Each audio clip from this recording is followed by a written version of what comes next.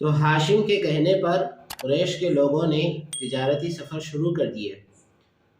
سال میں ان کے 2 سفر ہوا کرتے تھے، ایک سفر ملک یمن کی طرف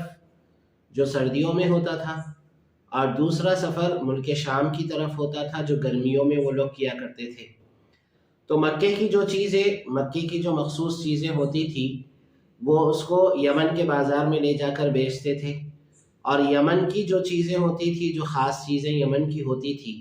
اس کو مکے کے بازار میں لا کر بیچتے تھے۔ اسی طرح گرمیوں کے زمانے میں مکے کی جو خاص چیزیں ہوتی تھی اس کو ملک شام لے جا کر بیچتے تھے، اور ملک شام کی جو خاص چیزیں ہوتی تھی وہ مکے کے اندر لا کر بیچتے تھے۔ اس طرح سے ان کا گزر بسر ہوا کرتا تھا۔ تو اللہ تبارک و تعالیٰ نے، اور چونکہ قریش کی عظمت لوگوں کے دلوں میں بیٹھی ہوئی تھی، اور پورا عرب جتنا بھی تھا اس زمانے کے اندر، عرب کے جتنے بھی ملک تھے، ان تمام ملکوں کے اندر قبیلہ قریش کی عظمت ایسی بیٹھی ہوئی تھی، چونکہ وہ لوگ بیت اللہ کی نگرانی کیا کرتے تھے اور بیت اللہ کی حفاظت کیا کرتے تھے، اور بیت اللہ کے گھر کی حفاظت بھی وہ لوگ کرتے تھے، اور وہاں پر آنے والے حاجیوں کی وہ لوگ دیکھ بھال بھی کیا کرتے تھے، ان کو پانی پلاتے تھے۔ تو اس کی وجہ سے عرب کے جتنے بھی ممالک تھے ان تمام ملکوں کے اندر قبیلہ قریش کی بڑی عظمت تھی، اور لوگ قبیلہ قریش کو بڑی عظمت کی نگاہوں سے دیکھتے تھے، اس لیے کہ یہ لوگ بیت اللہ کے نگہبان ہیں، اس وجہ سے ان کو بڑی عظمت کی نگاہوں سے دیکھتے تھے۔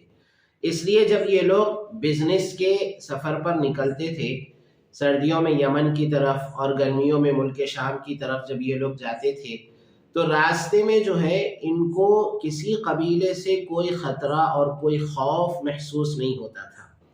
اس لیے نہیں ہوتا تھا اس لیے کہ ہر قبیلہ قریش کی عظمت کا قائل تھا، اور ہر قبیلہ قریش کی عزت کیا کرتا تھا، تو اس وجہ سے قریش کے اوپر کوئی قبیلہ حملہ نہیں کرتا تھا۔ اس لیے کہ اس زمانے کے اندر جیسے ہم جانتے ہیں کہ اس زمانے کے جو حالات تھے وہ حالات بڑے خراب تھے، کہ کوئی بھی قبیلہ، کوئی بھی قافلہ جو ہے اگر گزر رہا ہے اور کسی قبیلے کے پاس سے وہ قافلہ گزرا، تو وہ قبیلے والے جو ہے اس قافلے کو لوٹ لیا کرتے تھے، اور اس قافلے کا جتنا بھی مال و دولت ہوتا تھا سب لوٹ لیتے تھے۔ لیکن قبیلے قریش کے جو قافلے جاتے تھے ملک یمن کی طرف اور ملک شام کی طرف، جو ٹریڈنگ قافلے جو ہوتے تھے، بزنس کے قافلے جو ہوتے تھے وہ جاتے تھے، تو کوئی بھی قبیلہ ان کو کوئی نقصان نہیں پہنچاتا تھا۔ تو اسی لیے اللہ تبارک و تعالی نے اپنے ایک احسان کے طور پر اس سورے کے آخر میں فرمایا الذی اطعمہم من جوع وآمنہم من خوف،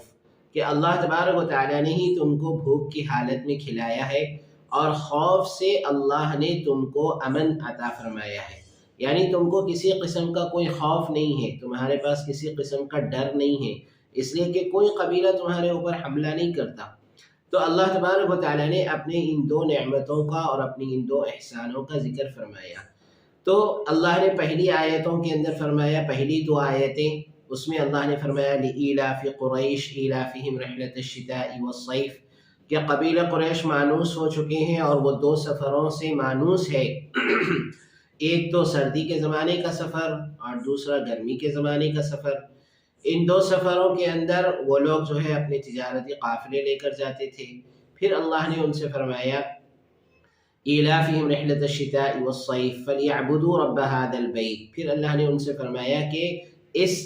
بیت اللہ کے رب کی عبادت کیا کرو، جس بیت اللہ کی حفاظت تم لوگ کرتے ہو اور جس بیت اللہ کے ارد گرد تم چکر لگاتے ہو، اس بیت اللہ کے رب کی حفاظت کرو، جس نے تم کو بھوک کی حالت میں کھلایا اور خوف سے تم کو امن عطا فرمایا۔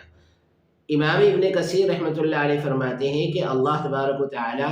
یہ 2 نعمتیں ان لوگوں کو عطا فرماتے ہیں جو اللہ کی عبادت کرتے ہیں، تو اللہ تبارک و تعالی ان لوگوں کو یہ 2 نعمتیں عطا فرماتے ہیں کہ بھوک کے وقت اللہ تعالیٰ ان کو کھلاتے ہیں، اور ہر قسم کے ڈر سے اللہ تبارک و تعالیٰ ان کی حفاظت فرماتے ہیں۔ اسی لیے علماء نے یہ بات بھی لکھی ہے کہ اگر کسی آدمی کو کسی قسم کا بھی کوئی ڈر ہو، انسان سے ہو یا جانور سے ہو، کسی سے بھی کوئی ڈر ہو،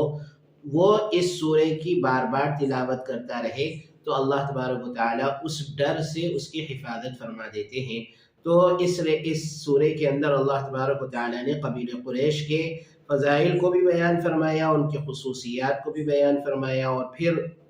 اپنے احسانات کا بھی ذکر فرمایا، اور ان کو اللہ کی عبادت کرنے کا حکم فرمایا، اور ان کے واسطے سے ہم کو بھی اللہ نے عبادت کا حکم فرمایا، اور یہ فرمایا کہ جو اللہ کی عبادت کرے گا اللہ تبارک و تعالیٰ اس کو بھوک کی حالت میں کھلائیں گے، اور ہر قسم کے ڈر اور خوف سے اللہ تبارک و تعالیٰ اس کو